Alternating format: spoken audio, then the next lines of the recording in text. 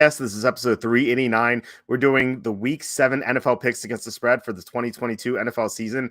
Joined once again by Jacob Kamaker from the Sporting News. Jacob, how are you and how's your week 6? I'm doing great. My week 6, I had a positive record, 8-6 overall, so you'd think it would be good. But the 6 losses, we had a lot of big unit plays on those. The most frustrating were the Miami Dolphins not covering against the Vikings and the Buccaneers just basically laying an egg against the Steelers. Those two were two of the ones I was most confident in last week. Ended up on the wrong side in both of those. So, despite the record, it was a bit of a bummer of a week, but hey, we can always bounce back and still made some money in the late games in prime time. So can't complain too much about the week. How about you? Well, yeah, it ended well because we both had the Eagles for big plays. We both had the Broncos on Monday night.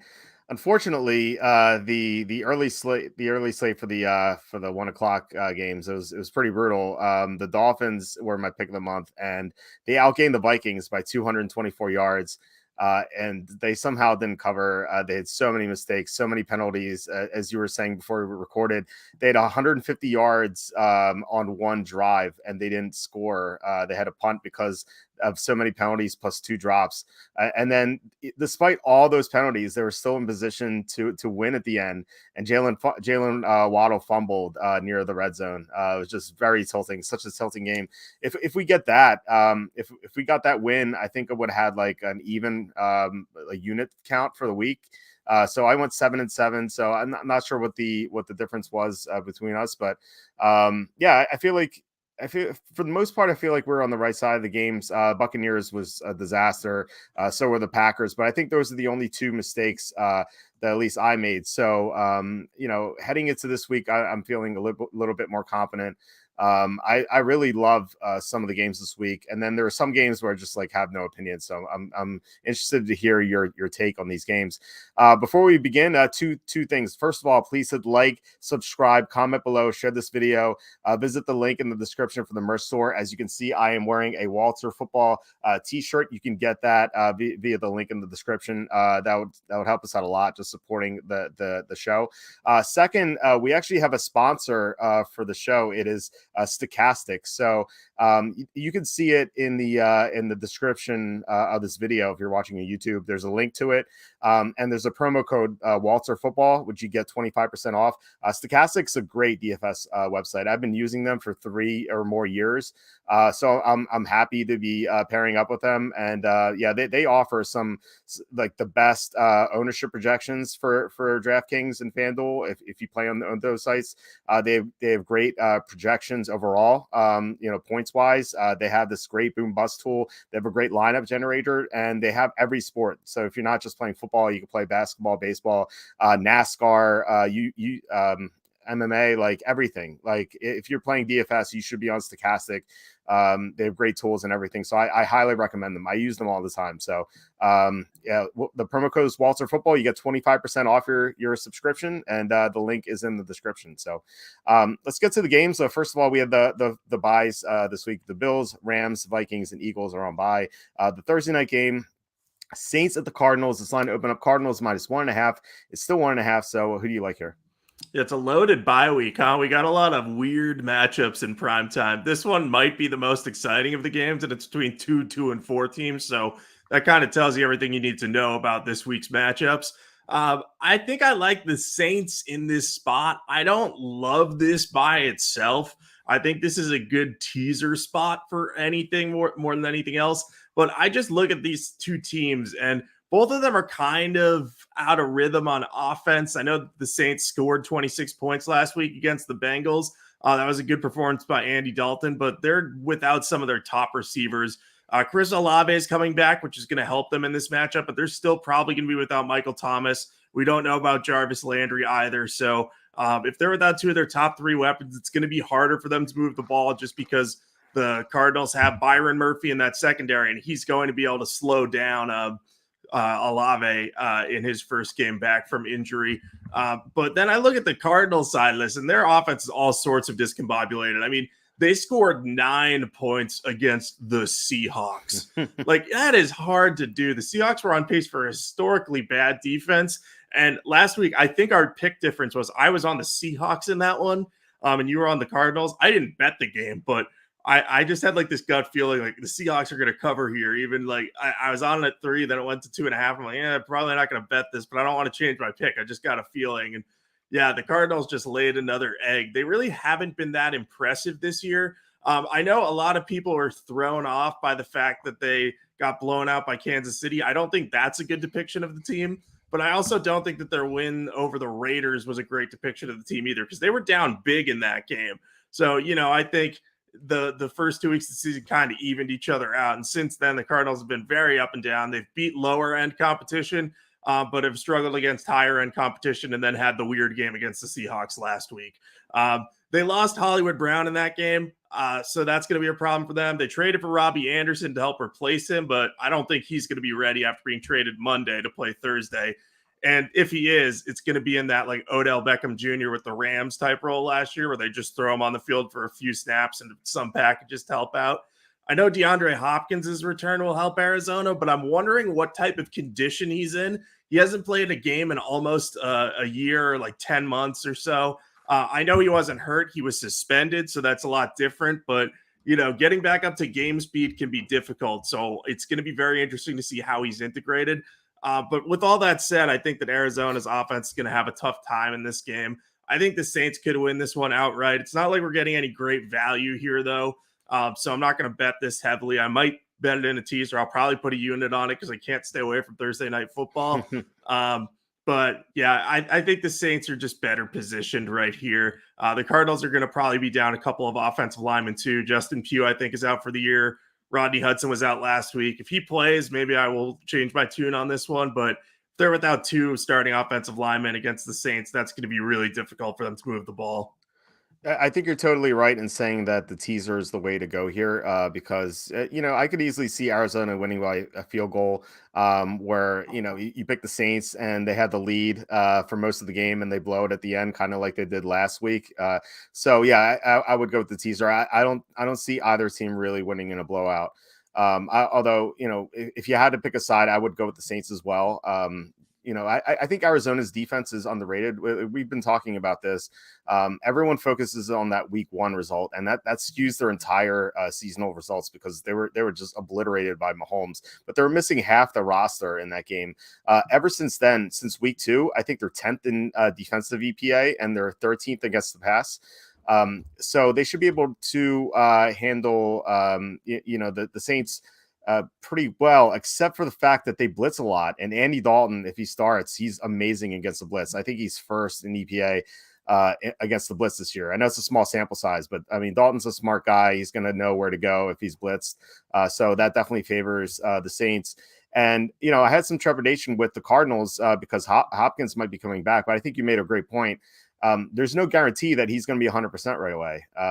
Like you said, just a suspension, but he may not be in shape. He may not be able to play a full game like at 100%. Like I could see him like having a great first quarter and then just fading down the stretch because he's not in shape. So like that could definitely happen. And then you look at the coaching staff. Like Cliff Kingsbury is such a terrible coach. It feels like the Cardinals get less out of what they have than most other teams. Like, well, I'd say Denver is probably number 1 in that regard, but like Arizona is pretty close to the top as well. So I would trust the Saints coaching staff over Arizona's. So yeah, I'm going to be on the Saints. Not sure if I'm going to bet it, straight up, but with the teaser, they're definitely going to be in the teaser. As usual, I'm going to talk about what teaser I like after our Monday night pick.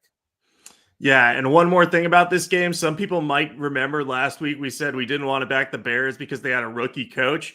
Dennis Allen is a rookie coach, but he did coach or he's a first-year coach, but he's not a rookie. He coached with the Raiders back a while ago. I don't know if they had like a Thursday night football game that year. I didn't look, but he's at least been in short week scenarios before. So, I think that puts him on par with Kingsbury, who it seems to be, I don't want to say losing control of the team or anything, but he has not lived up to any of the expectations set for him coming into this year. They were supposed to be solid, and now they're at risk of running 2-5. And I think that he could lose the locker room quickly if their struggles continue, especially where him and Murray are kind of the driving force behind the problems, despite getting big contract extensions. Yeah, you're right about Dennis Allen not being a rookie head coach. That's pretty big because rookie head coaches are 8-20 against the spread on Thursday Night Football. And as you were talking, I was kind of looking up to see if Dennis Allen coached on Thursday night. He coached at least twice on Thursday night in 2012 and 2013. So he has the experience there. So that's something you don't have to worry about. So I think it should be fine. All right, moving on. The next game is Lions at the Cowboys. This line opened up Cowboys -7. It's still -7. Dak Prescott is due back, or at least he said he's coming back. I love this game. I imagine we're going to be on the same side. Who do you like here? Well, considering like 2 weeks ago, I'm pretty sure we were talking. I was like, we're going to love this game. This game's going to be great. We're absolutely going to be on the Lions here, and everyone's going to think we're absolutely insane. But this is the perfect spot in which to back the Lions. They have a 1-4 record, but they could easily be better. If their starters don't get hurt against the Vikings, they lost 3 key players: Amon-Ra St. Brown, DeAndre Swift, and Tracy Walker. They don't get hurt, they probably win that game. They've had some other close results. So I think that, if they're coming into this game with a 2-3 or 3-2 record, we're going to be talking about this a little bit differently.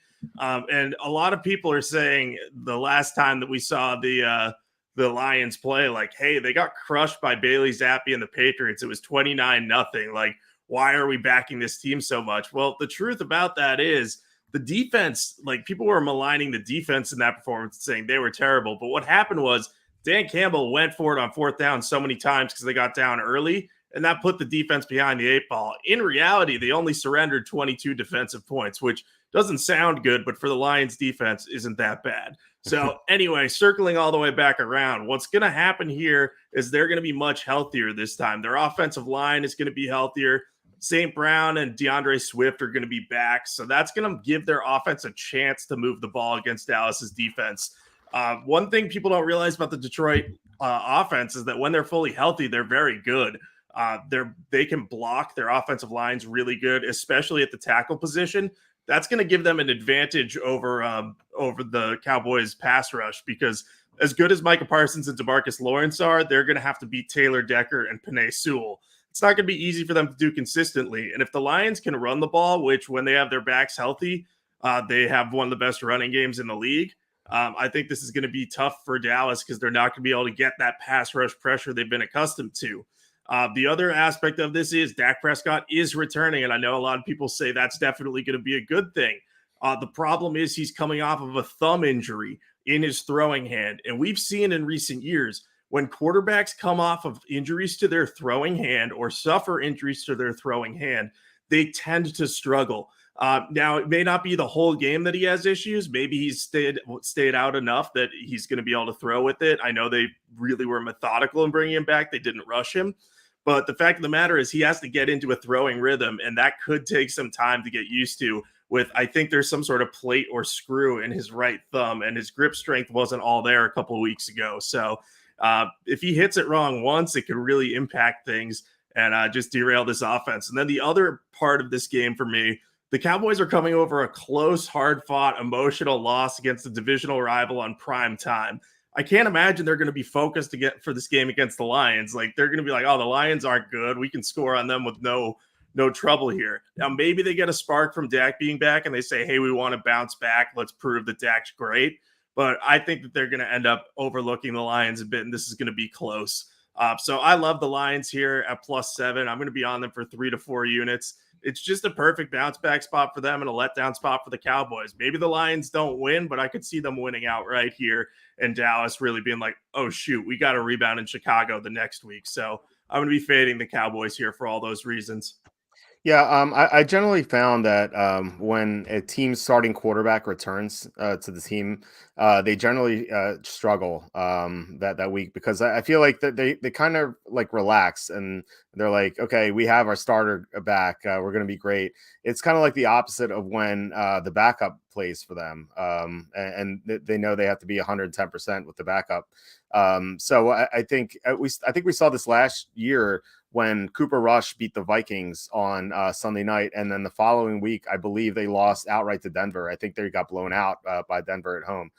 I think that's how it went. So yeah, like usually this happens, and I think it's going to happen here.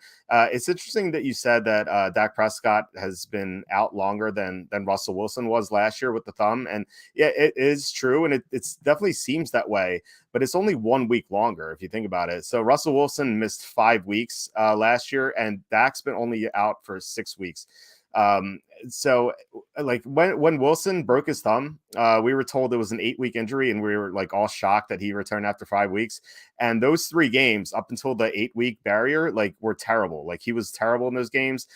They barely scored. They didn't win. They didn't cover. They just got blown out every game except for the Washington game where I think they lost like 17-15. It was just a brutal game. And, Dak Prescott, I feel like needed 8 weeks as well. And I think he's returning early because they lost. I think it's really going to backfire. Now you can say, okay, Detroit's defense is terrible. They're going to score regardless. But, I don't think they were as bad as they looked against Seattle in that 48-45 game because they were missing so many starters.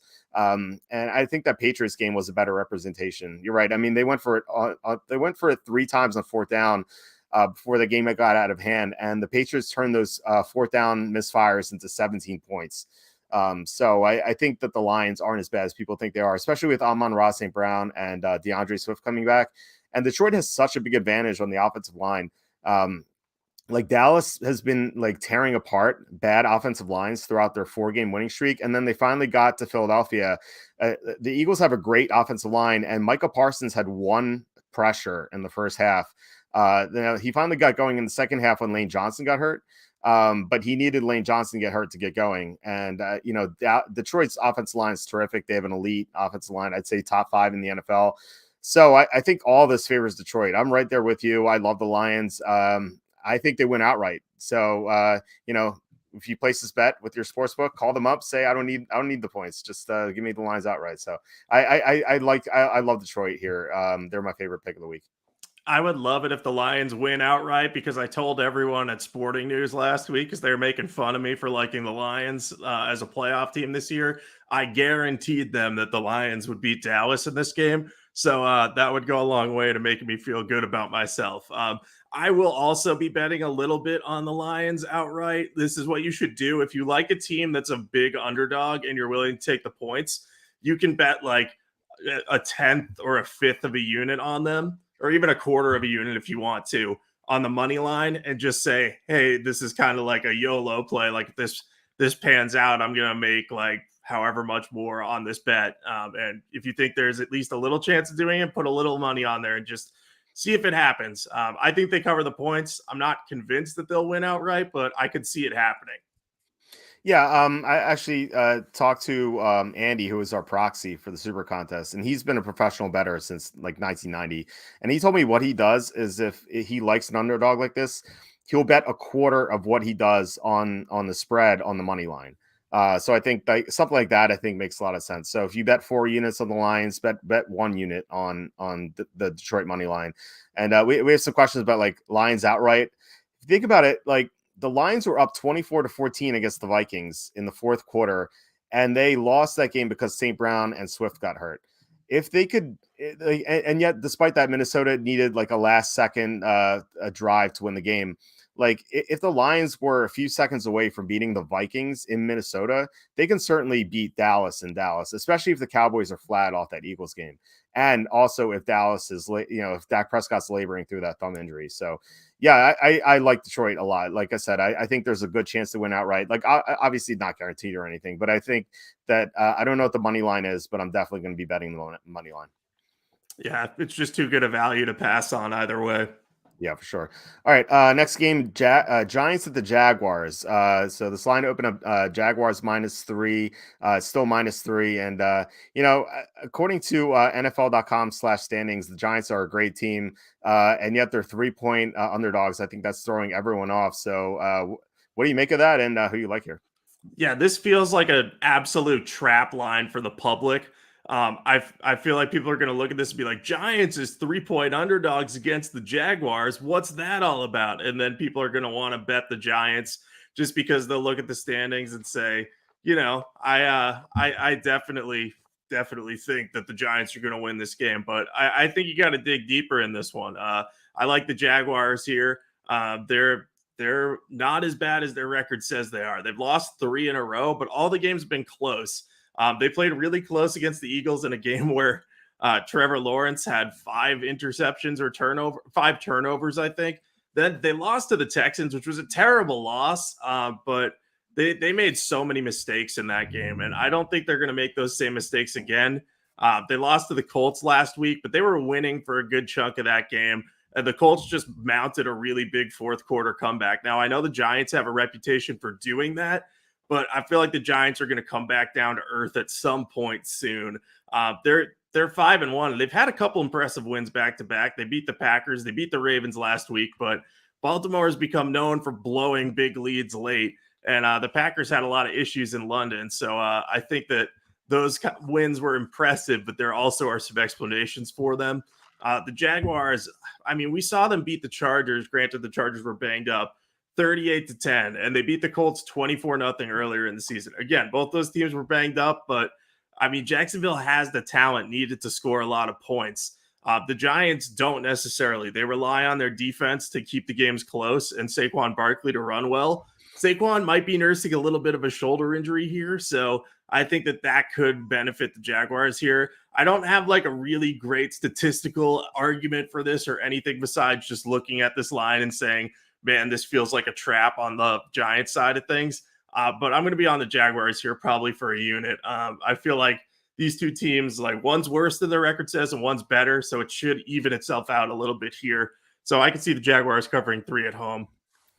Yeah, this definitely feels like a trap to me. Although I think the line's correct, which is weird. Like people are looking at this game, and like I saw someone's power rankings. I think it was Pro Football Talk. I think they had the Giants 5th in their power rankings, which is insane because week 1 they were outplayed by the Titans and they almost lost. They needed the last second touchdown to win. And week 2 they were outplayed by the Panthers.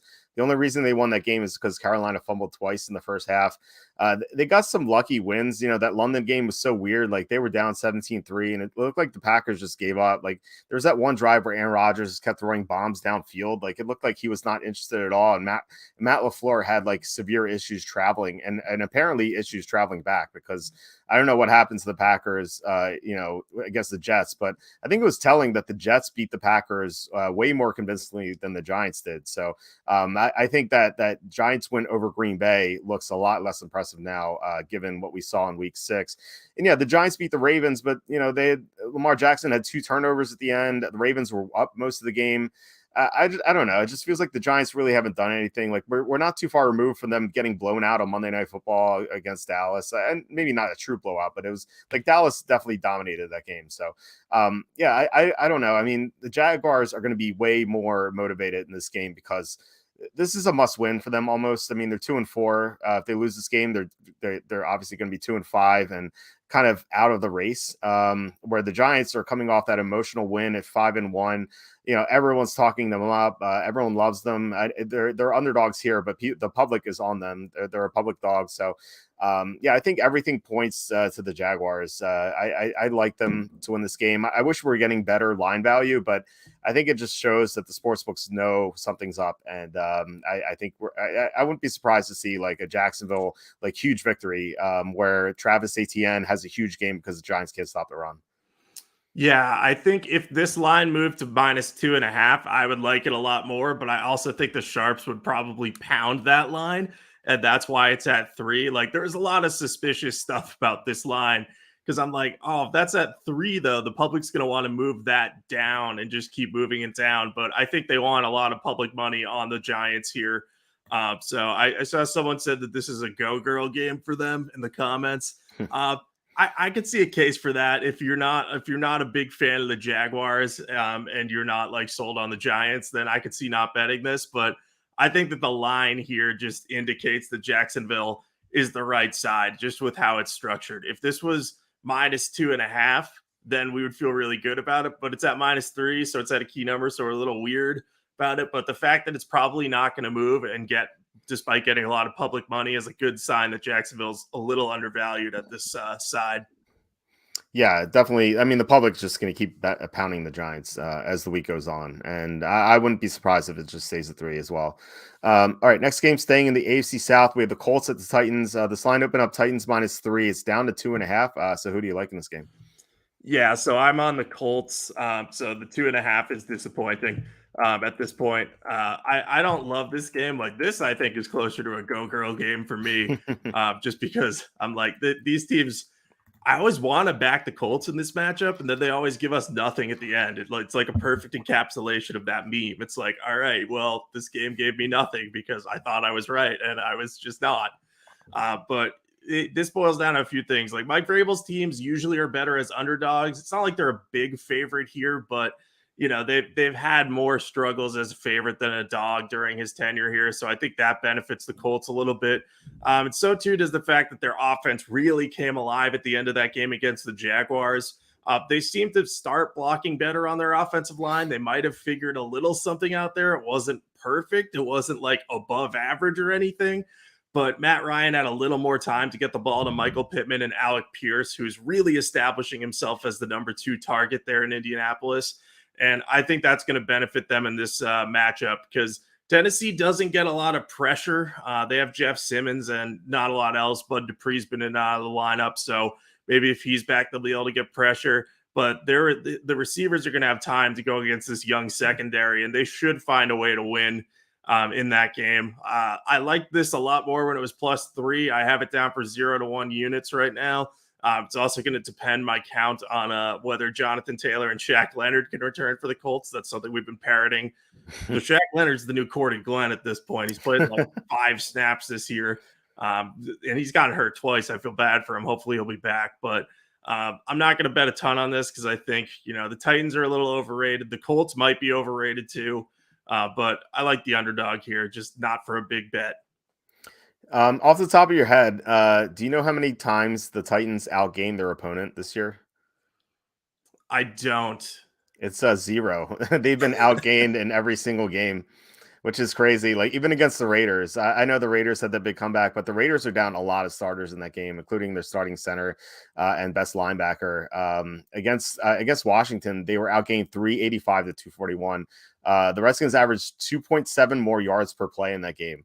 And then they were outgained against the Colts. Now they beat the Colts, but they were outgained in that game 365 to 244. I just feel like the Titans have gotten so lucky in these games. Like against Washington, like Carson Wentz had the ball at the 2-yard line. A lot of miscues in the red zone for the Redskins. And then the Colts game, you had that Matt Ryan fumble, Jonathan Taylor fumbled. They went for it on a 4th down. They failed. They missed the field goal.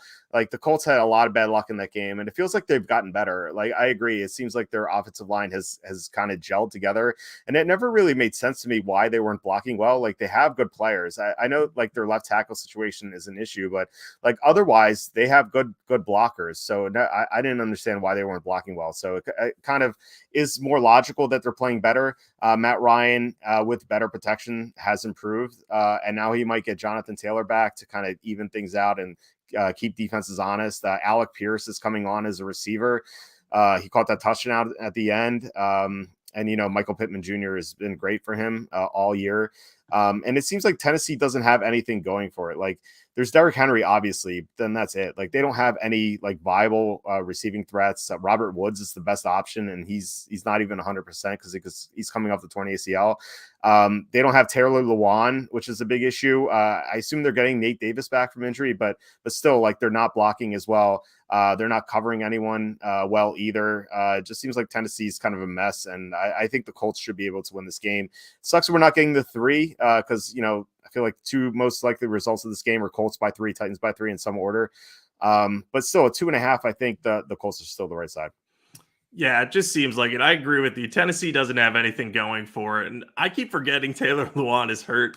That's such a big injury for them because they are already down 2 of their starting linemen from last year, and we're rolling with younger players at the position. So Lewan was supposed to be the anchor there.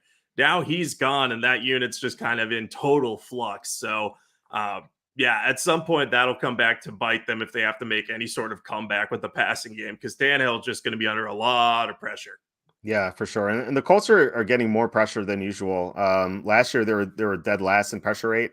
I actually think Atlanta was dead last, and the Colts are 31st. Or it was in some order, but the Colts right now are like in the middle of the pack in pressure rate, so they should be able to punish the Titans with that injury to Lawan.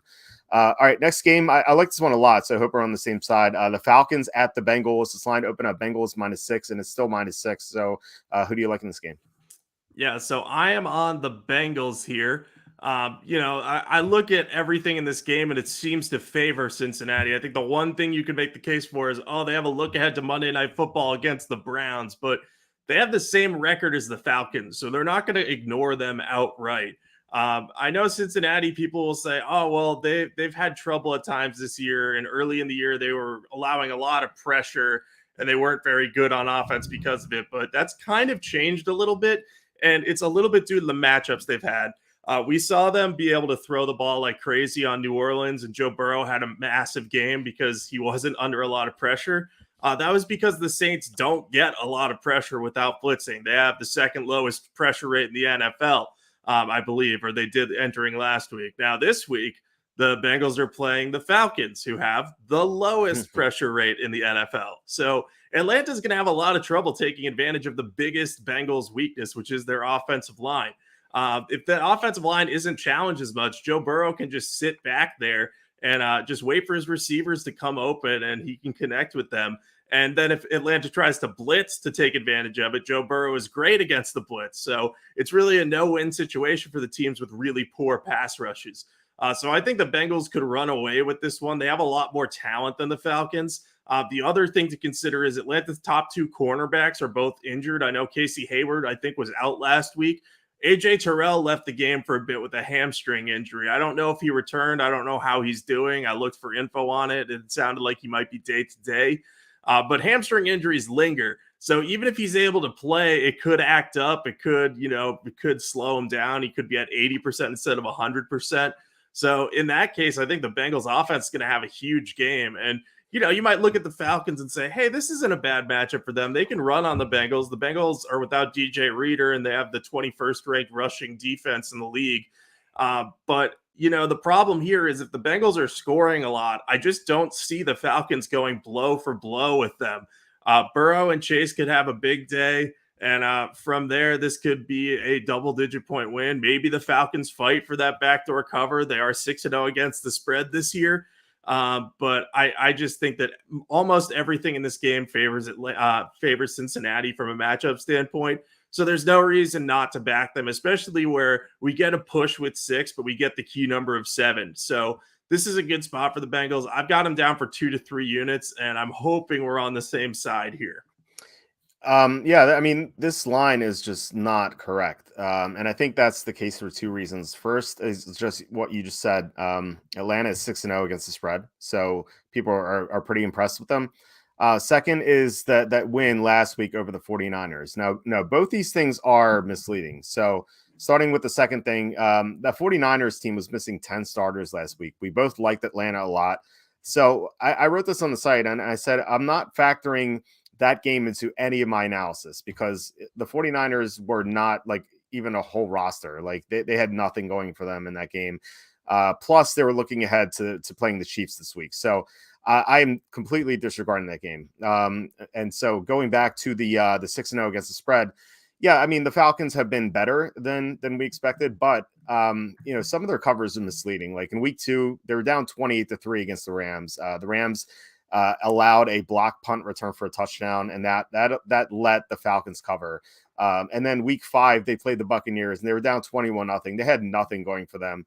And then Devin White, as you said last week, Devin White said that they took their foot off the gas, and that's why the Falcons covered the spread. Everyone talks about that Grady Jarrett roughing the passer call, which was completely bogus, but still, it shouldn't have even come to that. If the Buccaneers tried hard in the fourth quarter, the Falcons would not have covered. And I look back, like with teams covering 6 or more games in a row, they are 30-36 against the spread in their next game. Now I don't like trends, but that kind of just goes to show that these teams stop covering eventually. And I think that's going to happen here. Like, I don't think these teams are particularly close. Like you detailed the matchup so well. First of all, the Falcons get no pressure on the quarterback, so it's not like Joe Burrow at the beginning of the year playing TJ Watt and then Micah Parsons back to back, and that's why they started 0-2. Atlanta has no one to get to the quarterback besides Jarrett, and so I don't think that Joe Burrow is going to have to worry about that. And then also with the cornerback situation, like the one thing Atlanta does well defensively is stop number one receivers. They're terrible against number two receivers, as we saw with Brandon Ayuk last week. But now with the two cornerbacks injured, I don't know how they're going to stop number one receivers either. So like either Jamar Chase or T. Higgins, maybe both will go off. So yeah, I think Cincinnati just scores easily in this game. And, I think that they're going to try to get back to 500. So I don't think they're going to overlook Atlanta at all, especially with Atlanta coming off that big win against San Francisco. I think the Falcons are definitely going to be on the radar. I think this line's way too short. I think it should be at least 8, maybe even 10. So I think we're getting great value with Cincinnati just because everyone saw the Falcons beat the Niners pretty easily, and the fact that they're 6-0 against the spread. Yeah, I think a lot of people, like you said, looked at that 49ers game and said, oh, the Falcons are legit. They beat the 49ers. And yeah, they did a good job in that game, and it's impressive that they won by 2 touchdowns. But like you said, there were so many starters out and so many more players got injured during that game. And we already thought that the 49ers weren't going to be focused for that one. So reading into that too much is a mistake, and I agree with you. I think this line was impacted by that. I think this is kind of a draw for another line that's kind of a draw for the public, where they're going to say, oh, we're getting 6 with Atlanta. This is a good value. But in reality, they're missing out on the key number of 7, and they're not. It's not really indicative of how much better this Bengals team should be than the Falcons. Yeah, for sure. And I think it's important to kind of like disregard this game, like I was talking about, like disregard the Atlanta San Francisco game. It's kind of like week 1. It's good to disregard the Arizona Kansas City game because the Cardinals are missing so many starters. But then again, it's also important to know that game should be disregarded because people are going to put too much stock into it, and I think that's the case here. If that Atlanta San Francisco game never happened, I think this line would be at least 7. And I think that's what the advanced spread was. Yeah, the advanced spread was 7. And like I said before, Atlanta's success with covering the spread so much, I think, if that didn't happen either, like if the Rams had just taken care of business and the Buccaneers didn't take their foot off the gas and both those teams covered, I think this line would be at least 8. Like I said, I think we're getting some great value with Cincinnati here. For sure. All right. So these next 2 teams also in the AFC North, the Browns at the Ravens. This line opened up Ravens -6.5. There's some 7 plus 100s out there, so this line might be creeping up to 7. So who do you like in this game? Yeah, I was kind of torn on this one. I find it hard. Like, I'm pretty wishy-washy on this.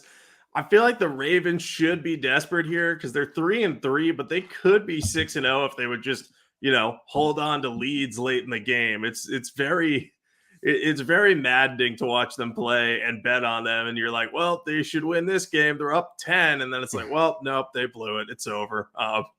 They're very annoying to watch, but I feel like this is a good matchup for them. The Browns are not good against the run, and that's going to bode well for the Ravens, who like to be run heavy. Lamar Jackson should have a big game running the football. And it won't matter which running back they really use primarily in this game. I know it was Kenyon Drake last week because J.K. Dobbins' knee was bothering him. But no matter who they play, they're going to find success on the ground in this one. But I do have some concerns about the Ravens too. Like, they play on Thursday Night Football against the Buccaneers. And, I don't think that that's going to impact them too much because the divisional game is more important. And I think if given the choice, like, you have to punt on one of these games, they would punt on the Thursday night one and just say, we'll lose to the Bucs. It's more important for us to beat the Browns. But I think that could impact them a little bit late in the game. If they're up 2 touchdowns or something, it opens the door for a backdoor opportunity, which we have seen teams get numerous times against them this year. So I'm concerned enough about that possibility and this line being as high as it is, so that I probably will end up – I have the Browns penciled in right now is what I'll say. I think the Ravens should cover this spread, but where it's going to land just scares me in terms of this being a divisional rivalry, this being a big game for both teams. The Browns don't want to go to 2-5. that's going to be a really bad point in their season. So I don't know. I think it's going to end up being closer. I like the Ravens matchup, but I just don't think that enough goes in their favor this game with the potential, 2 games in 5 days and the Browns being desperate too. So I've got Cleveland penciled in right here, but I'm not going to bet this one right now unless you can convince me for a reason that I should. Well, I'll try, I guess. I like the Browns for a couple units. First of all, I wonder if they're going to look ahead to that Thursday game. Like you said, that this game might be more important, and you're right, it is more important. But still, like playing against Tom Brady has a certain prestige to it, and I think that the Ravens might be looking ahead to that. Like, just think about their mindset. Like they're playing against a Cleveland team they just saw get blown out by the Patriots, and the Ravens beat the Patriots, so they might be thinking, this team is garbage. We're going to beat them. And then they're thinking like, oh no, how are we going to stop Tom Brady and Mike Evans, Chris Godwin, Leonard Fournette? Like that's how I think the Ravens are thinking. Like I'm no psychologist, so I don't know. Who knows what these guys are thinking, but that is what I came up with. So I think there's a good chance that the Ravens do look ahead.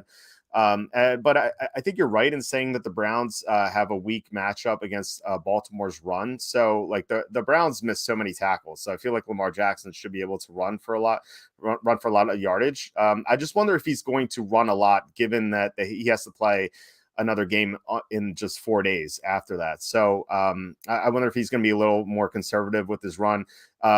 If he were coming off a win, I would definitely say he would be. The fact that he's coming off a loss makes me wonder if he's going to run a little bit more than I think. But I think Cleveland has some advantages too on when they have the ball. So the Ravens don't get to the quarterback a lot, so they have to blitz often, or at least they have to blitz more than they'd like to. And Jacoby Brissett's pretty good against the blitz. Also Baltimore allows some big runs. So I think Nick Chubb or Kareem Hunt could break free for a long run. So I think that favors Cleveland. I just think this is going to be an even game. Like I think these teams are close. Baltimore's not at full strength. We'll see if Rashad Bateman plays. I know they suffered an injury to their offensive line against the Giants. And so with the Browns, I don't know if they're going to get Denzel Ward and Jadeveon Clowney back, but they should at least get one of those guys back. And Myles Garrett's going to be further recovered from that car accident. I think just people are looking at this game and thinking about how the Browns were not competitive with the Patriots. But, just 1 week before that, they almost beat the Chargers. Like there was a missed field goal away from beating the Chargers. So I think the Browns are better than people think. And I made this line 4.5. So I think we're getting good value with Cleveland. Like I said, I think these teams are closer than people think. And also one last thing, Lamar, except for week 1, when John Harbaugh has a great advantage over the other coaches, Lamar Jackson is just 7-13 against the spread as a home favorite of 3.5 or more. So he doesn't really cover these high spread games. And I think that kind of lends people to be frustrated when laying a lot of points with him, especially at home. Yeah, that makes sense because he's less apt to make big plays in the passing game as the game goes on. It's almost similar to how the Eagles run their offense in the second half with Jalen Hurts. Like if they're up, they just try to run the ball and salt the clock away. I feel like the Ravens' preferred strategy is to do that, and that often allows the backdoor cover. So that does make sense to me. Yeah, I might put a little money on Cleveland with the arguments that you've made. They are better than people realize. I also think that maybe that game against the Patriots, people underestimate that Bill Belichick knows Jacoby Brissett very well after having drafted him and coached him. Granted, it wasn't for that long, but he knows his strengths and weaknesses. So, if you can do that and take away some of his weapons, that makes a huge difference. John Harbaugh will have a little bit more trouble doing that, especially with the short week on hand. Yeah, it looked like Belichick had like their perfect game plan for Brissett. Brissett really struggled, like right from the get-go. The first drive he threw just a late pass into double coverage is pretty brutal. Parrot's saying the Ravens just lost to the Giants. I doubt they're looking ahead. So it's not like if they were blown out, I would agree. I think they'd be more focused, but they had the lead for most of the game and they blew it because Lamar had those 2 turnovers at the end. I feel like they know that they were the better team. And so I don't think that they're going to be 100% focused, especially with the game coming up on Thursday. Like having 2 games in a span of 4 days is insane. Like I wrote about this in my book. Like I feel like these Thursday games should be between teams coming off buys. I don't know how these players focus for these games. Like they're hitting each other so hard, and yet they have to play on just 3 days of rest. It's just crazy. So especially with Brady coming up. So I think that there's a better chance that the Ravens are looking ahead than you might think, or most people might think, just based on this line. It doesn't look like people believe that the Ravens are going to be looking ahead, but I think they will be. And I think teams are always looking ahead when they have a Thursday night game. It's impossible not to. I mean, you can make the case that they're not going to be as worried about the game, but they know that there's another game in a few days that they have to prepare for and kind of save themselves for a little bit. So that's in the back of their mind no matter what. It's just the day of the week. Like they could have been blown out by the Giants and they would still be at least a little bit in the back of their mind saying, all right, we got to beat the Browns this week, but then we got a game in a few days after that. Like that's going to be there no matter what. Yeah. Okay. So this next game was very frustrating to handicap. I wonder which side you're on. We've agreed on every game so far, by the way. The Buccaneers at the Panthers. The Buccaneers open up -10.5. It's up to 11. So curious to hear who you have this game. Yeah, I have the Buccaneers. I don't like the Buccaneers right now. Like they don't look right. I thought last week was going to be their get right game, and it was a get wrong game, which I didn't even know was possible. But they somehow lost to the Steelers, despite the Steelers missing basically their entire starting secondary. So this team is not inspiring much hope. Tom Brady basically admitted today. I didn't quite read the full comments. I was a little bit busy, but I know he was saying something about how it's kind of hard for him to focus on his family life during football season in general because of how much work it is to play the games. So I think that's kind of an admission on his part that like, hey, he's got some family stuff going on in the background right now.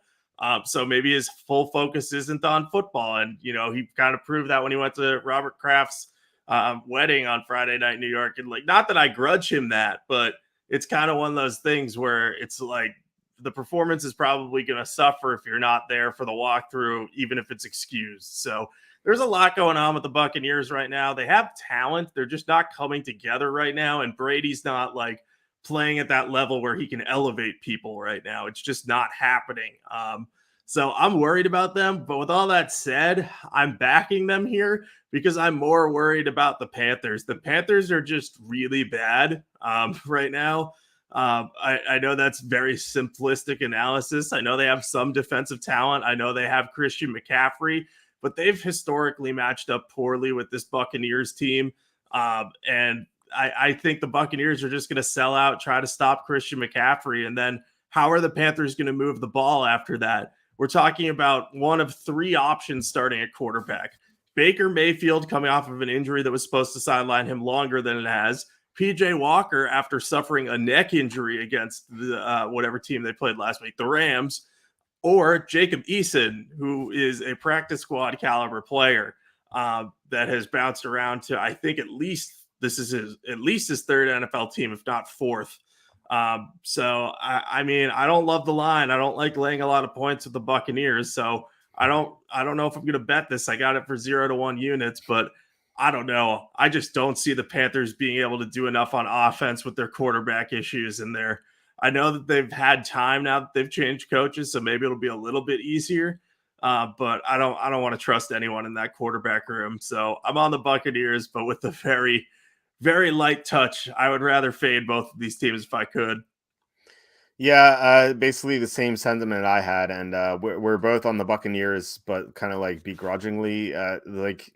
I love fading terrible teams starting terrible backup quarterbacks. And, Philip Walker is someone known because he was the favorite to be XFL MVP before the season stopped.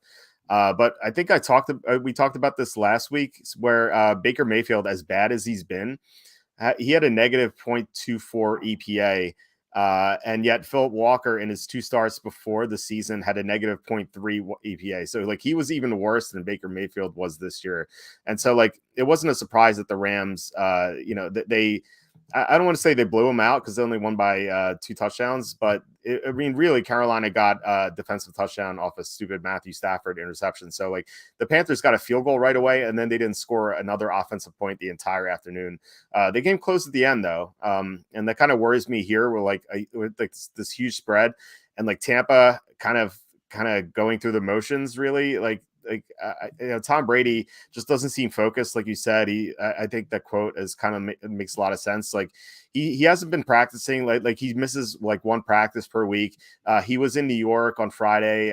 It doesn't seem like he's focused, and like maybe coming off a loss means that he's going to be more focused for this game. But I don't know. Like, how do you get up for Carolina? Like, it just seems like if Brady were coming off a loss and he were playing, let's just say the Packers or the Rams, like I feel like he would be more focused for this game. But against Carolina, like I especially with Baltimore coming up in 4 days, like I just don't see the Buccaneers playing their A game here or even their like C game. Like I think we're going to get like a low effort performance for them once again. And it's going to feel like that Pittsburgh game. Except Carolina is a lot worse than Pittsburgh with their quarterback situation, and their defense gets no pressure on the quarterback. They have to blitz a lot, and Tom Brady is really good against the blitz, or at least hypothetically, you should be. So yeah, I'm going to be on Tampa, and like this could be like a 21-0 game, kind of like Atlanta was, except the Carolina doesn't score at the end like Atlanta did. Like I feel like it's going to be like that, but I think it's going to look ugly for a while, and it's going to be like 7-0 in the middle of the second quarter. We're going to be sweating it out if we bet Tampa, but I think they'll get there eventually. Yeah, this reminds me of the Rams game last week, except the concern isn't with the quarterback throwing a pick six.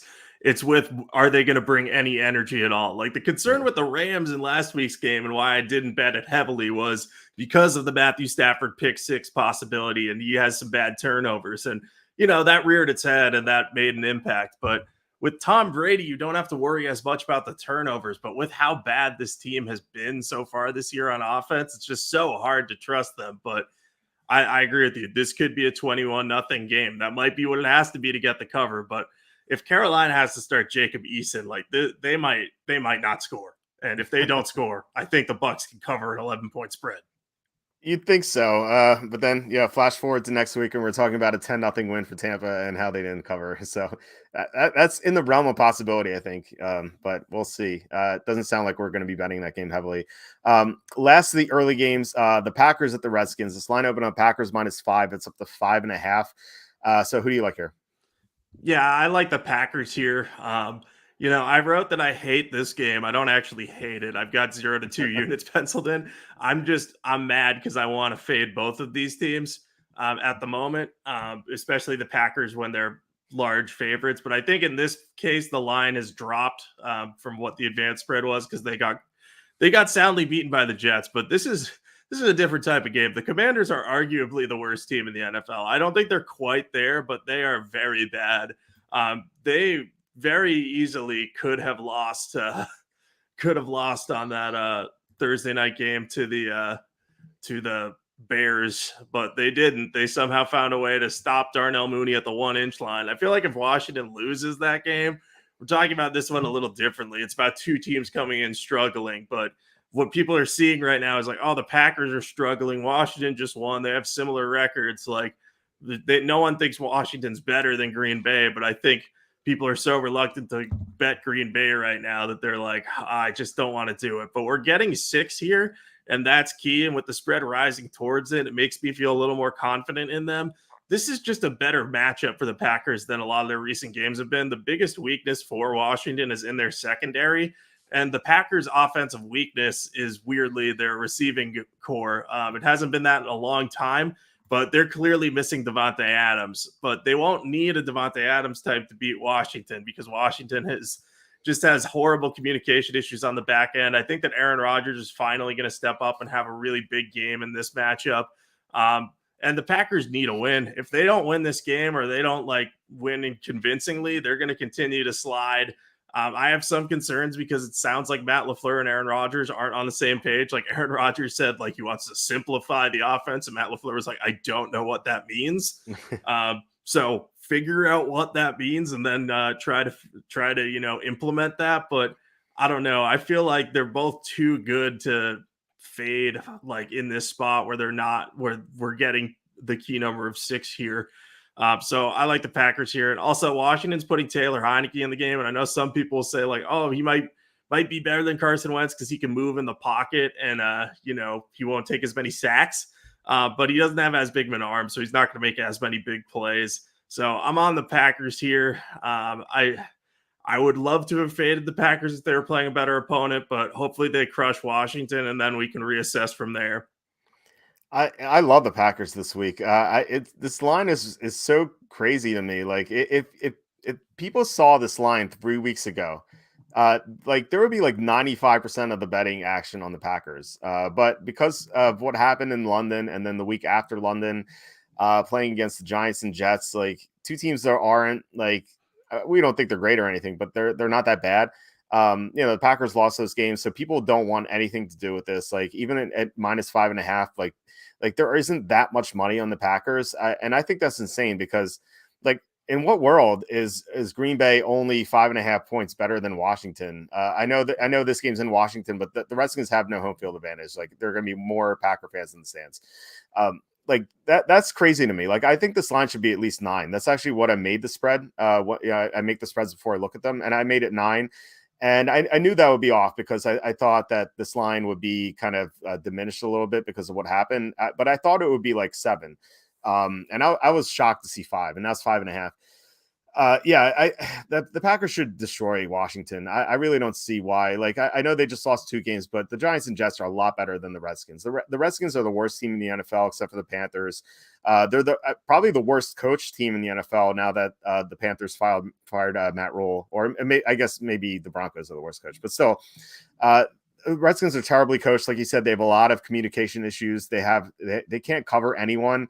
It feels like Lazard and Dubs are going to be like they're going to look like Devontae Adams and Jordy Nelson in this game. Like I don't see how Washington's going to stop them. Washington's linebacking core is pretty bad too. So I think getting Aaron Jones and AJ Dillon more involved in the passing game is going to work.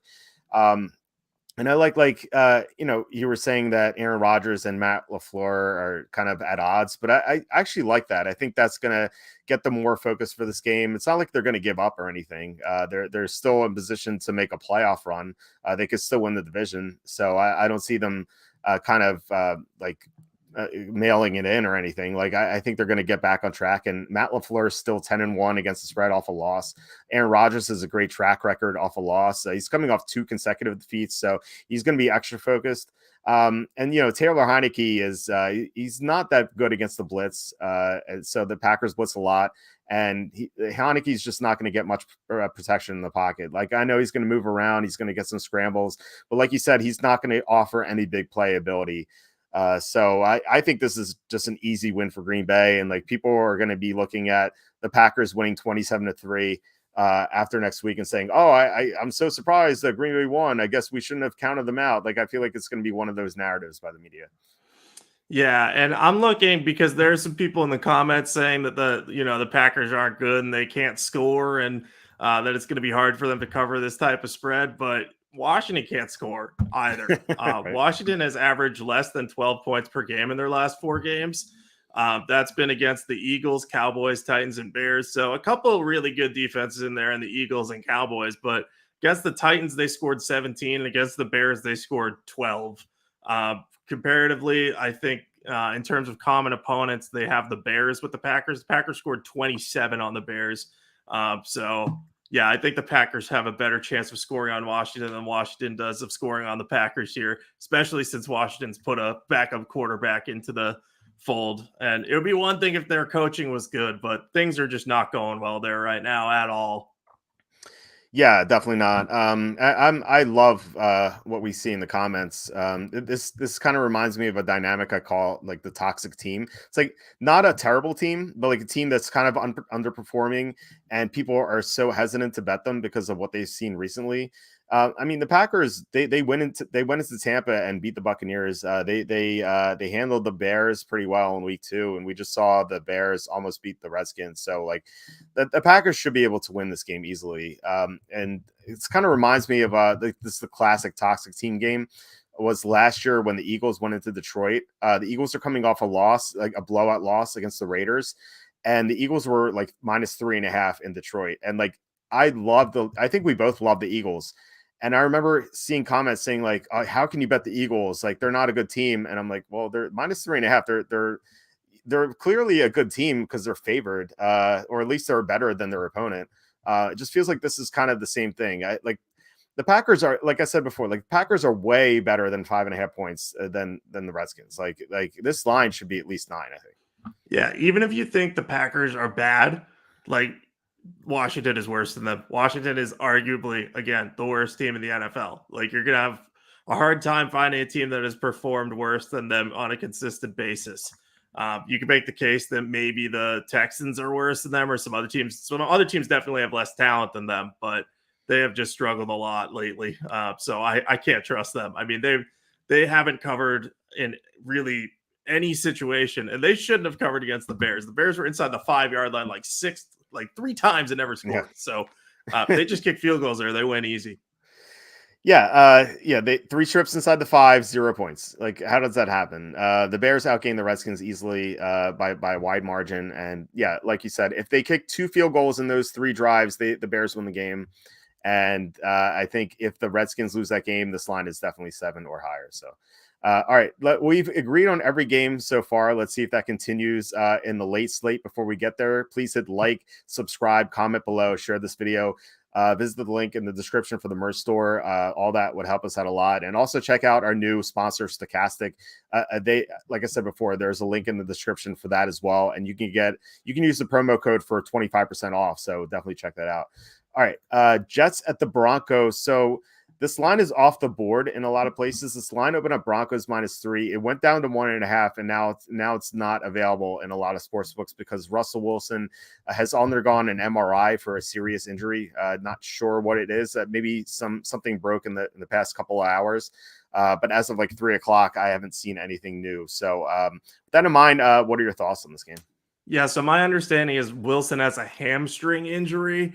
But he's going to be day to day with it. He's pushing to play through it. It's Russell Wilson. He loves to play through injuries, even when he shouldn't. So we'll see what ends up happening there. Until we know this line, it's going to be hard to say how much I'll bet on this. But I think no matter what, I'm going to be on the Jets here. It's so hard to back the Broncos right now when they're favored. Even as underdogs, it's not easy. I mean, they covered against the Chargers because they were getting 5 points, and their defense has been amazing this year.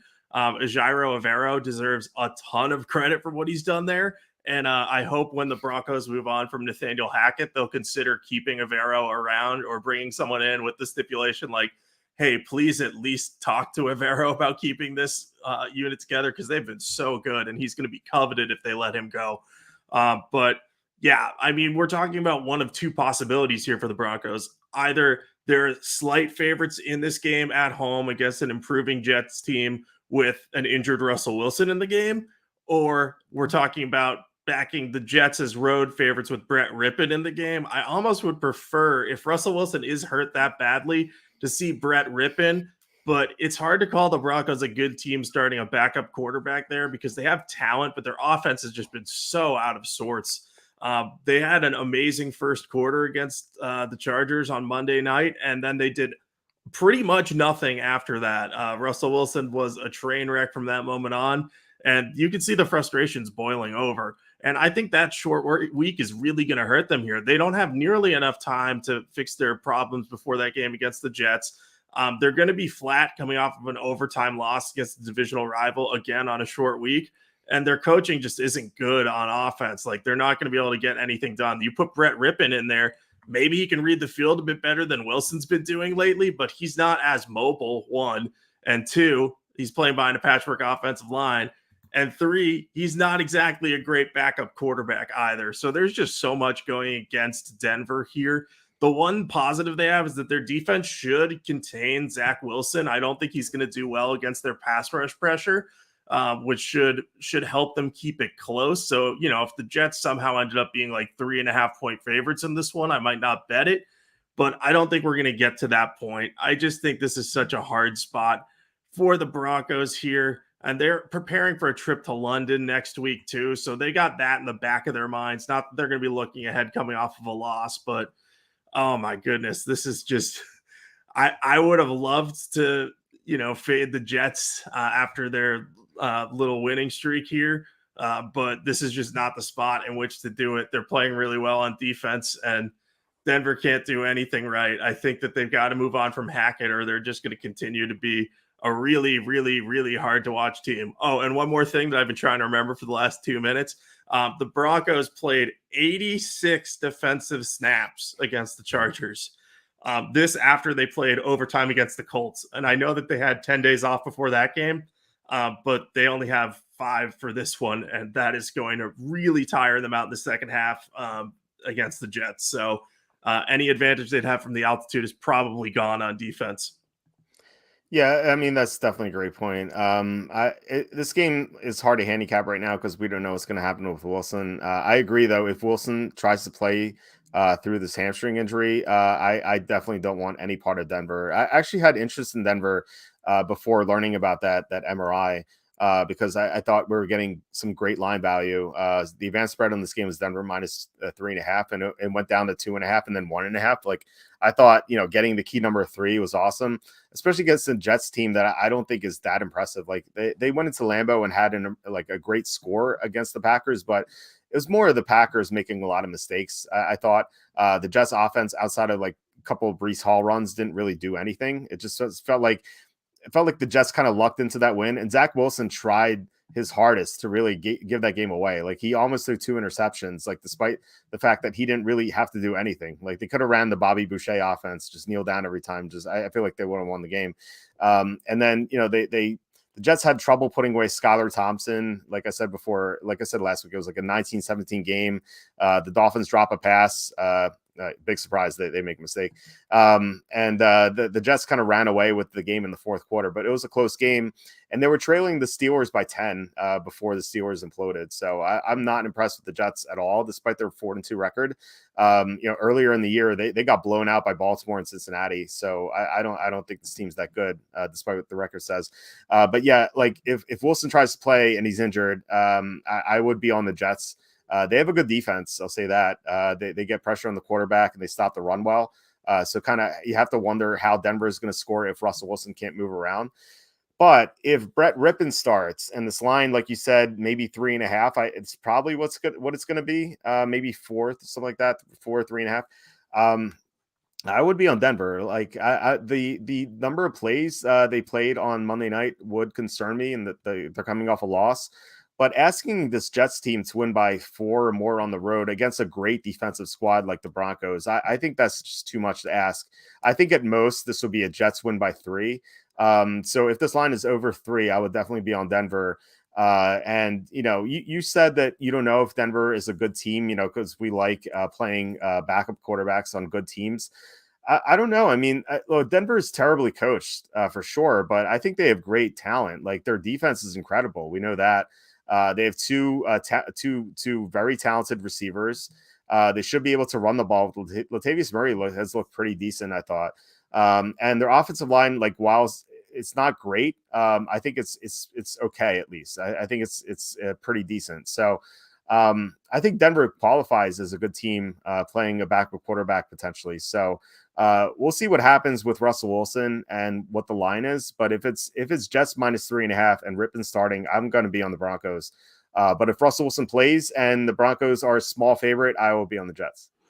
Yeah, I think I'm in the same boat as you. I'm assuming I'm going to end up on the Jets here at the end of the day, because I think Wilson's going to try to play through this thing, because he does the Ben Roethlisberger thing where you're like, don't play through the injury if you can't handle it. But, Ben Roethlisberger could handle it for the most part. Russell Wilson so far has shown that he can't. He's just not used to not playing. But yeah, if it gets the Jets minus 3.5, then I would probably not be on them. I think that would be a little tough for them to cover. Yeah, this is going to be interesting to watch. This is one of our biggest injury report games of the week, I think. Yeah, there's another huge one coming up soon. Right after this one, Texans at the Raiders. This line opened up Raiders minus 7, still minus 7. We have a 1-4 team favored by touchdown or more. It's happened. I think this is the 6th time it has happened since 1989. So who do you like in this game? Yeah, I like the Raiders here a lot. They're a 1-4 team, but they can be so much better. I didn't realize this at the beginning of the year, and that's why I missed in the Broncos-Raiders game when I was on the Broncos, and the Raiders beat them soundly and easily covered. But the Raiders have 4 losses, and they've been up by a combined 14 points. None of them have been by more than 1 score. They've created a lot of their own misfortune, but they've also had some bad luck. So I think that's going to eventually swing the other direction. And Josh McDaniels' offense takes a long time to implement and learn. And now you're talking about we're getting to week 7 here. They've had 6 weeks to learn, and including a bye week during which they stewed over a 1-point loss to one of their divisional rivals that they probably felt like, oh man, this puts our season way behind the 8 ball. Like, we got to come out swinging from the bye. I think that benefits them a lot in this game against Houston, a Houston team that, has a similar record to the Raiders. It should be identical to have a tie in there. So they're actually technically better than the Raiders. I think that this is a good matchup for the Raiders, though, against the Texans. Houston is so bad against the run. McDaniels' offense loves trusting the run. Josh Jacobs has 298 rushing yards in his last 2 games combined. And that's come against better run defenses than what Houston has. Again, they're one of the worst in the NFL, so that's going to be tough for them to slow them down. And Houston's just been vastly outgained in most of their outings this year. Like, they've gotten some covers, but they are pretty fluky. They've come from bad turnovers, bad coaching decisions.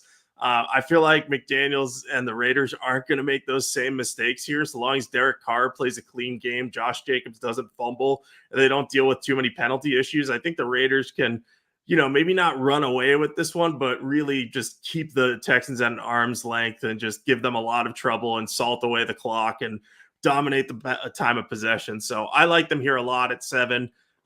Where we get the push with 7, it's nice too. So I'll be back in the Raiders here.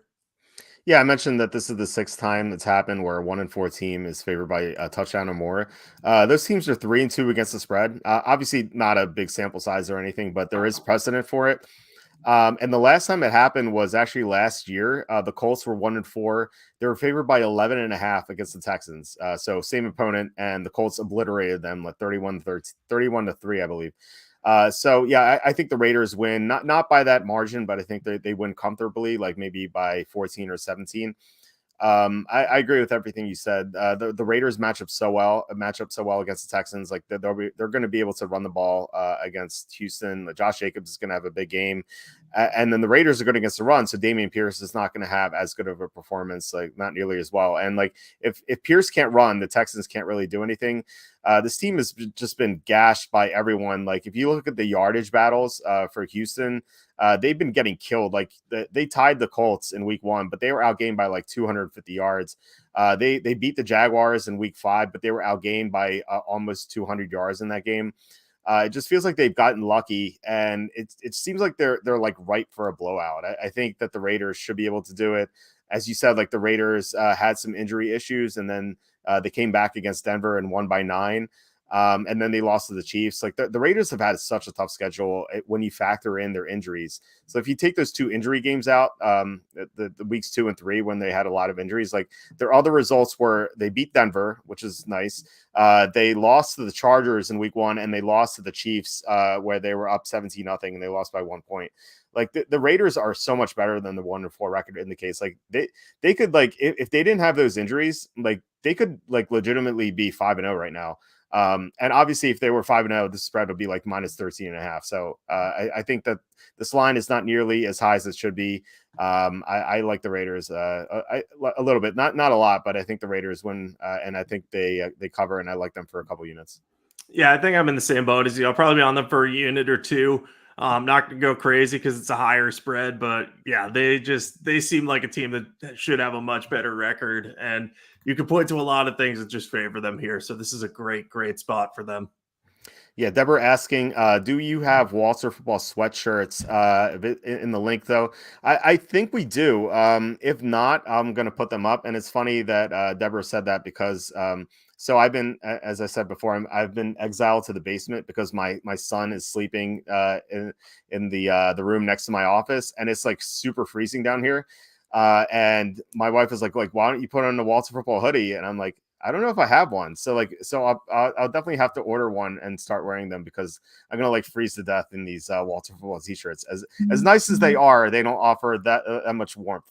So Unfortunately, I'll have to get some sweatshirts, and if I don't have them, I'll definitely add them. All right, next game. So this is the one I was talking about with the injuries. The Chiefs at the 49ers. This line open up Chiefs -3. It's still -3. There are some 3 -120s out there. So this line could be creeping up to 3.5. So who do you like in this game?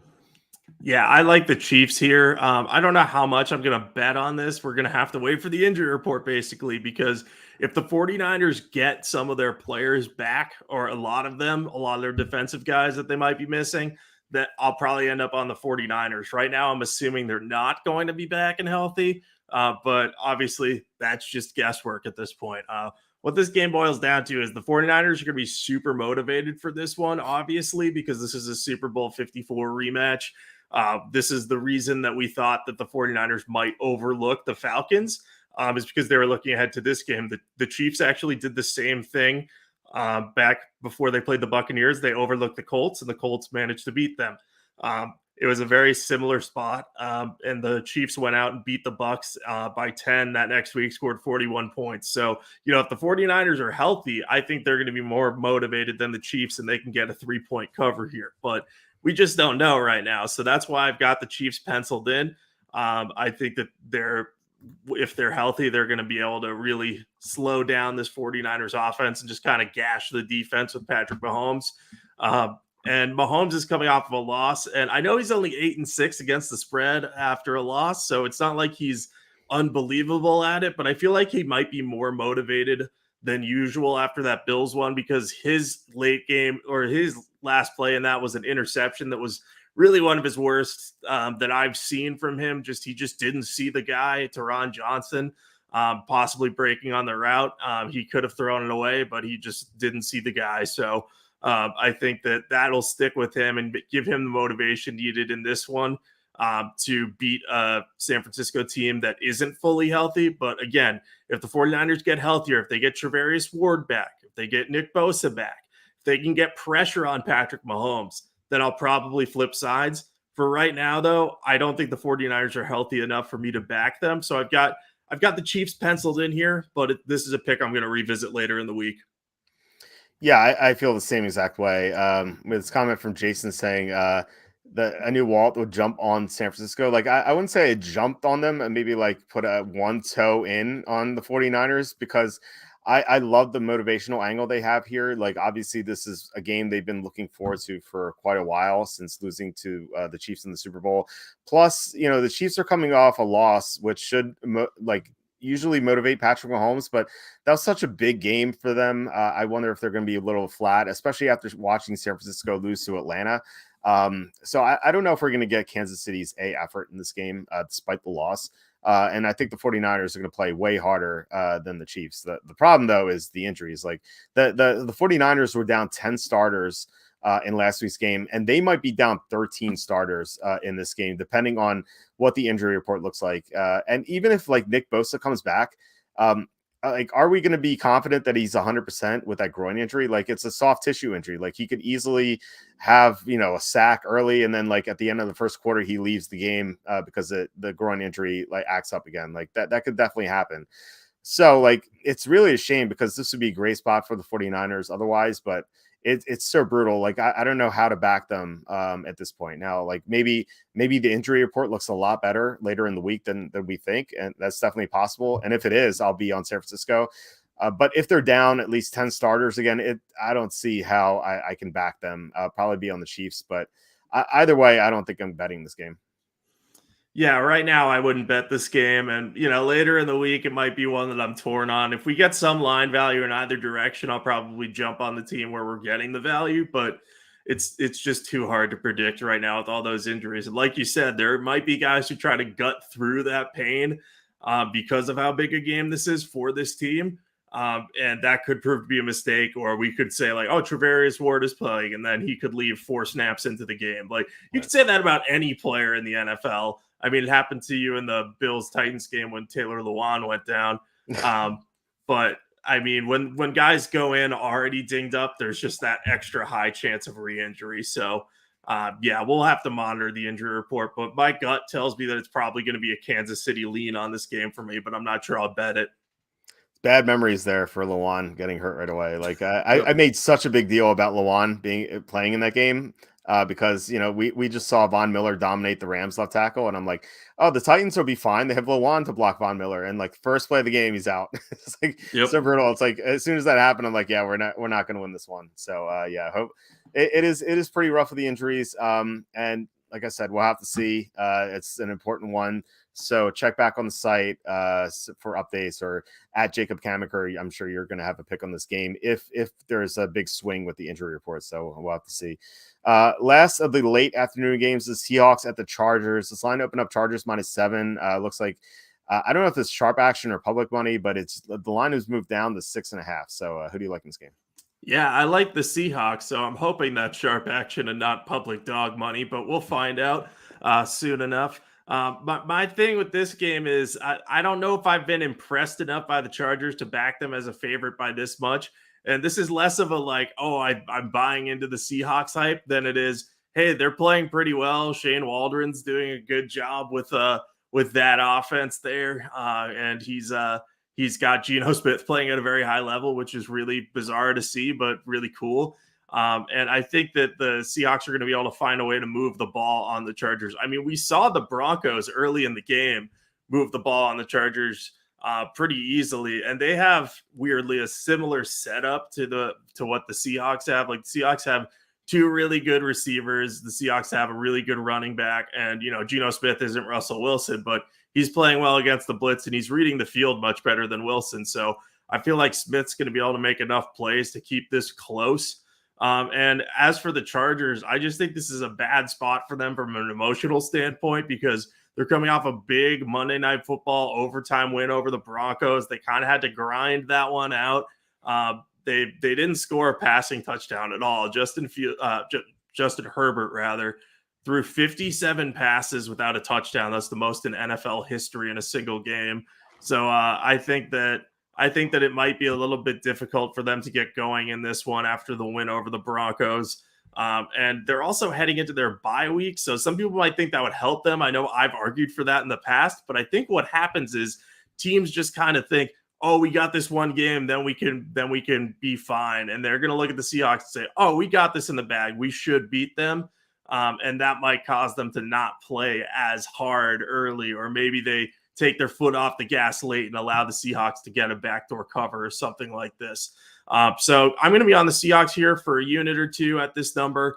I think that the Chargers probably ultimately win, but where we're getting the 6, I like this a lot because the Seahawks are, if nothing else, a high-scoring team offensively. And sure, their defense probably isn't going to hold the Chargers to 9 like they did the Cardinals last week, but with how their young cornerbacks are progressing, especially Tariq Woolen, I think that they'll have at least a little bit of a chance to slow down the Chargers and keep pace. Yeah, I almost went with the Chargers because I'm not really buying into Seattle. They lost to Atlanta at home. Like, how good is this team? And like that win over Detroit was so misleading. Like, I feel like I just want to bet against Seattle all the time because that win was so stupid. Like the lines are down so many starters, and it's like such a fluky game.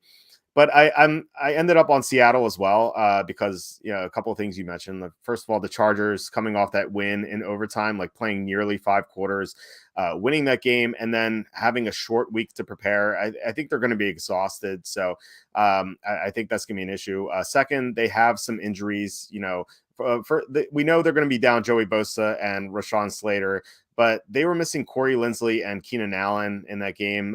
They might come back for this one, but it is short time off. Maybe they don't play. I think Linsley was an illness, so I think he has a better chance of returning. But still, like if he's down again and Allen's still out, like a team like that shouldn't be favored by about a touchdown.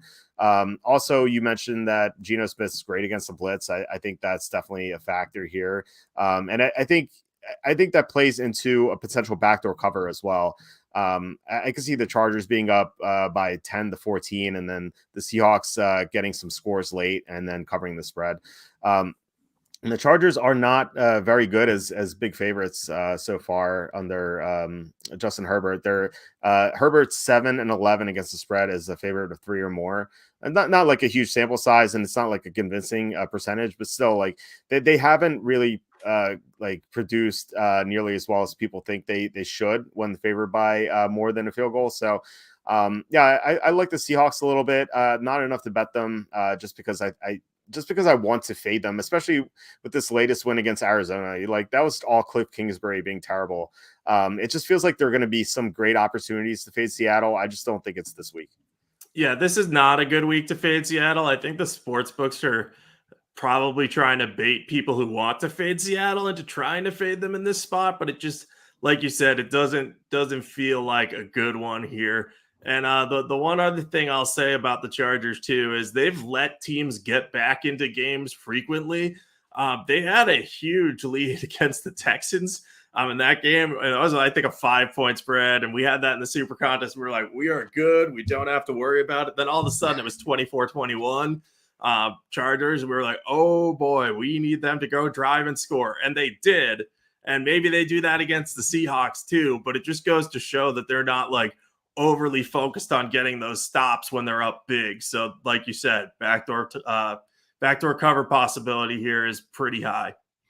Yeah, that game, they kind of went into a shell and just gave the ball to Sony Michel so many times in that, and like when they had the big lead. Like, if that happens again, I guarantee the Seahawks are going to come back. And maybe they won't cover because of a late touchdown again for the Chargers, but I think there will be at least some backdoor possibility for Seattle for sure. All right, the Sunday night game, Steelers at the Dolphins. This line opened up Dolphins -7. It's remained at 7. We don't know who's going to play quarterback for the Steelers yet, but it sounds like Tua Tagovailoa is coming back from Miami. So who do you like in this game? Yeah, I like the Tua's coming back from Miami, but I'm on the Steelers here for 0-1 units. I just think this line's a little bit high. The Dolphins are pretty banged up, especially in their secondary. I know not a lot of people know who like Kader Kohou is, but he's been like a revelation undrafted free agent rookie who's been really key to some of their success back there. And he went down against the Vikings, and that really hurt them in the passing game because they didn't have a strong play in the secondary. Noah Igbenogany had to come in the game, and he's just continues to look like a bust. So with those secondary issues, I think the Steelers receivers will be able to get open more often. It depends who will throw the ball to them, how much I'll like this. If it's Kenny Pickett, I'll like it more because he'll take some downfield chances more so than Trubisky. But either way, the Dolphins just, I don't know. They don't strike me as a team that's going to win by a lot of points very often. I know they have an explosive offense, but they haven't delivered in recent weeks. And they haven't really found a rhythm. I know they've been dealing with quarterback injuries, and maybe the return of Tua will stabilize them at that position. But it's worth noting that only one of their 3 wins was by more than 4 points. One was a comeback win against the Ravens, one was a 2-point win against the Bills, and one was a 13-point win against the Patriots, where there was a strip sack fumble recovery touchdown that really was the decisive factor in that game. So they don't win big often. Their defense will give up some points to the Steelers. I want to see how healthy the Steelers secondary is in this one before I back them, because, you know, while they shut down Tom Brady, I don't think that they're going to be able to do the same against Tyreek Hill and Jalen Waddle, who are just so hard to cover. But 7 still seems a little bit high. I think the Dolphins win, but I think that I could see this being more of a 3 to 4 point game. So I think we're getting some line value. But again, got to know who the quarterback is before I decide how much I want to bet this one. Yeah, I agree. I think this line should be like 5.5, not the full 7. I actually like Trubisky more in this game than Pickett because Trubisky seems like he's better against the blitz, and Miami blitzes a lot. So we saw that last week where he completed those 3rd and longs against the Buccaneers somehow. And so I think that kind of bodes well for him here in this matchup. And yeah, I like the Pittsburgh receivers against the Miami defensive backs. Obviously, the Dolphins have Xavier Howard, but like no one else because Byron Jones is still injured. You mentioned Kohou getting hurt. They also lost Nick Needham. So that's another guy who went down. So yeah, it seems like the Dolphins are down to like their first cornerback and then like their 5th, 6th, and 7th cornerback. So it's gonna be tough to cover the Pittsburgh receivers. And yeah, the Dolphins haven't won big except for against the Patriots. And yeah, you mentioned that the fumble return for a touchdown. Miami's other touchdown in that game was like on a 4th and long that I think caught Bill Belichick off guard. So that game should have been a lot closer than it was. And plus, the Patriots had to play in like 90-degree heat in Miami. Is obviously there's gonna be no weather factor here, well, unless it's gonna be rainy or something. But yeah, no heat involved for the Steelers, so they don't have to worry about that at night. I think this is gonna be close. And Mike Tomlin always great against against the spread as an underdog. He's 47-27 against the spread as an underdog. So it's just a great spot for the Steelers, I think. Unless the Dolphins get their cornerbacks back from injury, I think I'm going to be on the Steelers. Probably bet them for a couple units. Yeah, you make an interesting point about Trubisky because I like Pickett just better as a player, but if Trubisky is better against the blitz, that is a good matchup thing there. Yeah, I completely agree. I like Pickett better as a player as well, but I think Trubisky's more suited for this matchup. All right, the Monday night game, the Bears at the Patriots. This line opened up Patriots -8. It's gone up to 9 in some sports books, but it's still -8 at the Westgate, so we'll go with that. So who do you like in this game? Yeah, man, I don't feel good about saying this, but I think I have the Bears penciled in right now. Look, this line is just high to me. I know that the Patriots offense is playing well right now, but I don't know. I don't know if they're going to beat the Bears by this many points. Yeah, they blew out the Lions, but the Lions had a lot of injuries and don't have a good defense. Yeah, they blew out the Browns, but the Browns had a lot of injuries and their defense is really bad against the run, which is a big problem for them against Ramondre Stevenson. And it's also worth noting that was a 9-point game at one point in the fourth quarter. So it wasn't like this runaway, like Patriots blowout. They got some late scores to make that look worse than it was. And I think that the Bears defense of the last 3 opponents, as weird as it sounds, the Bears probably have the best defense of the bunch. They're a pretty decent unit. They got Jalen Johnson back against Washington, and they limited them to 12 points in that game and did a pretty good job. Just keeping them from moving the ball. I don't think that they'll have that same type of success against the Patriots, but I don't think that the Patriots are guaranteed to win this game by more than a touchdown by any means. I mean, this is the possibilities here are you're starting a quarterback who's either making his third start and first in prime time on Monday Night Football and Bailey Zappi, or you're starting Mac Jones in his first game back from an injury where he has had some turnover problems this year. So either way, I think that the quarterback situation could, I don't want to say be a problem for the Patriots, but I don't think that they're going to have like explosive plays coming out of these guys like they have at least the last 3 games with Zappi. I think this would be his biggest test so far because he's playing a team that has a good defense or a good enough defense that has tape that they can study of him and try to force him into some mistakes. So yeah, it's more about the line than the team here because I don't think that Justin Fields is going to do particularly well against the Bill Belichick coached defense,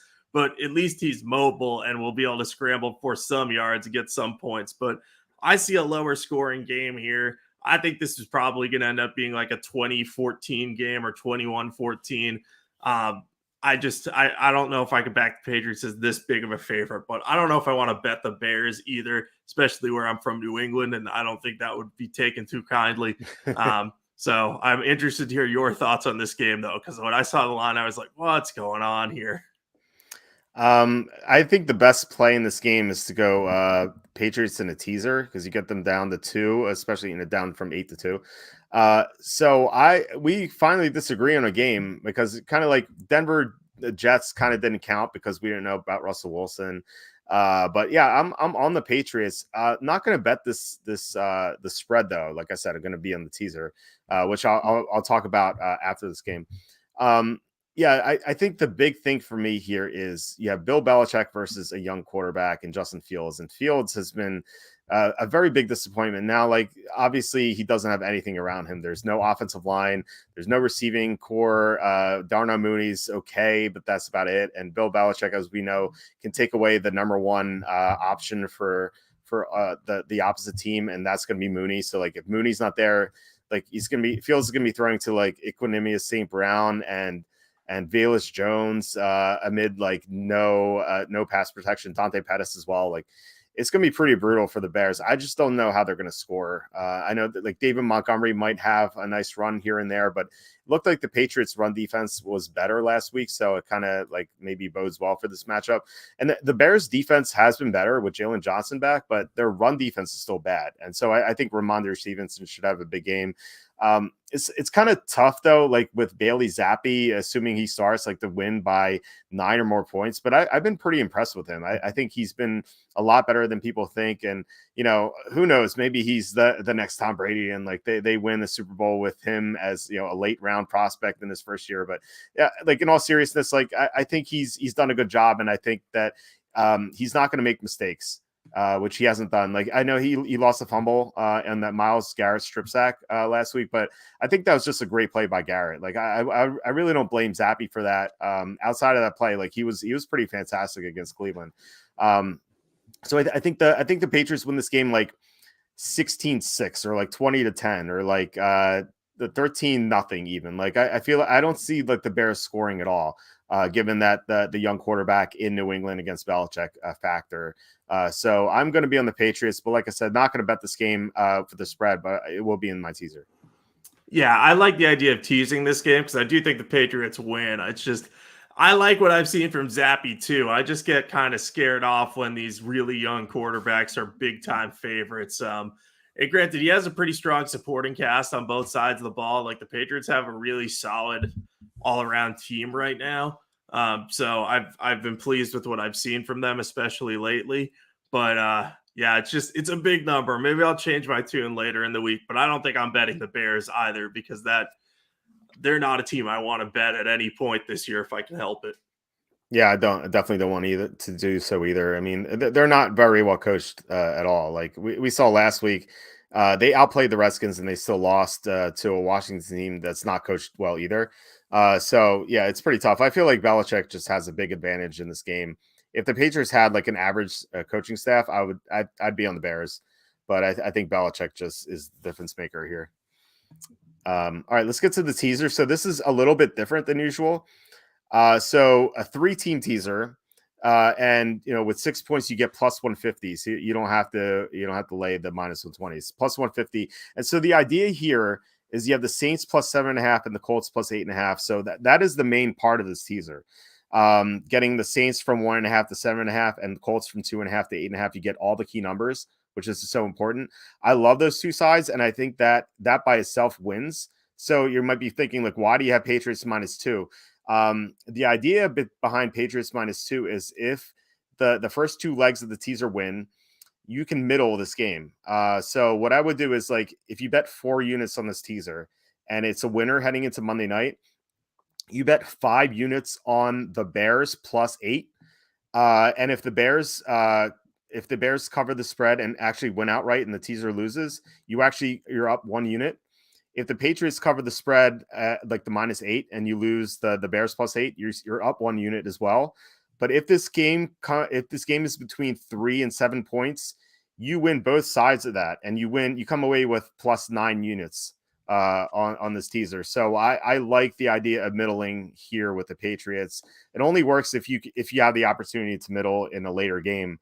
But I really like Saints and Colts, and so I think by Monday night we're going to have a nice opportunity to win a lot of money. Yeah, I like this plan a lot. I see the Saints and Colts keeping those games close, bare minimum. They could win those outright, so I think you're teasing them through the 7 is huge. And yeah, the Patriots at -2 I like also. So that getting the 3 teams with the opportunity to middle and hedge is always a good thing. Yeah. All right, let's get to Survivor. And I'm always going to laugh at this because there were so many people lost in Survivor last week. Everyone had the Packers, they lost. Everyone had the Buccaneers, they lost. People had the Ravens, they lost. People had the 49ers, they lost. You had the Rams, except you're not in a Survivor pool. So you've had you've had the Ravens, Broncos, Bengals, Packers, Bills, and Rams. So I'll let you decide while I read mine off. So I've had the 49ers, which was a loss, but then the Rams, Eagles, Packers, Bills, and then I lost for the second time with the Buccaneers. So you're undefeated. I've lost twice. So we're going to defer to your opinion. But with my pick, I'm going to go with the Patriots. We just talk about this game. I don't see Justin Fields winning in New England against Bill Belichick. So who's your teaser pick this week? Do I have Tampa Bay left? I for some reason. Yeah, you do. Okay, I will take Tampa Bay to beat the Panthers in this one. Um, I mean, I think if they lose to the Panthers, this is going to be DEFCON level, whatever for Tom Brady. I mean, that would be just plain awful. And this is absolutely all right, Parrot. I'm glad that I can help lead you to victory because it's hilarious. The fact that I'm not in a survivor pool and I'm alive till week 7 for I think the first time since whatever year that the 49ers and Rams tied. And that would have been, I think, Oh when I was a sophomore in high school. So, and I don't even think we were undefeated at that point. We had lost, everyone in my pool had lost in week 3 because we all had the Patriots. The Patriots lost. So we did a second survivor pool and we were alive till like week 11. But yeah, just goes to show you, don't forget to enter survivor pools. Yeah, good advice. And like I said before, you're going to enter in like all these survivor pools next year, and you're going to lose right away. But like, I feel like you're going to go 17 or 8, I guess now 18-0, and it's going to be hilarious. It's sad but hilarious. But at least someone's benefiting it. So good luck, Parrot, if you're following Jacob's picks. I like Tampa as well. I didn't have Tampa available, but if I had Tampa, they would be my number 1 choice. But the Patriots, I feel like are a good number 2. So that is it for this week. Do you have anything to plug? Yeah, you can follow me on Twitter at Jacob Kamiker. I tweet my favorite picks out each week, tweet some thoughts on the games. Yeah, and you can send questions my way if you have them over there. And if I see them, I'll answer them. And check out sportingnews.com for all your NFL and fantasy football needs. We got a ton of content over there. We're always programming stuff around the live games too. So, yeah, just check that out if you need anything and follow me on Twitter. And yeah, let's hope we can win some big money this week and get back on a better winning streak this time around. Yeah, I'm feeling good about this week. Famous last words, but I do feel good about it. So I'm at walterfootball.com. Tons of content on the site. We're going to be updating our 2023 NFL mock draft on Wednesday morning, or actually by midnight. So if you're up, you can check that out. Charlie Campbell posting tons of great draft content. We're going to have pick updates throughout the week. Fantasy rankings if you're into that. So some DFS content. But like I said, with our new sponsor, Stochastic, definitely check those guys out if you're into DFS. Like I would not play DFS without them. I can't like prepare for the NBA right now with the football season going on, and I just use their rankings for tonight's contest, and I feel good about my lineup just based on all the tools they have on their site. So check them out. Use promo code WalterFootball for 25% off. I think they're definitely worth it. So please hit like, subscribe, comment below, share this video, visit the link in the description for the merch store. If there's no sweatshirts, I will add them. Otherwise, I'll talk to you next week. All right, sounds good. Talk to you then. All right, bye. Bye.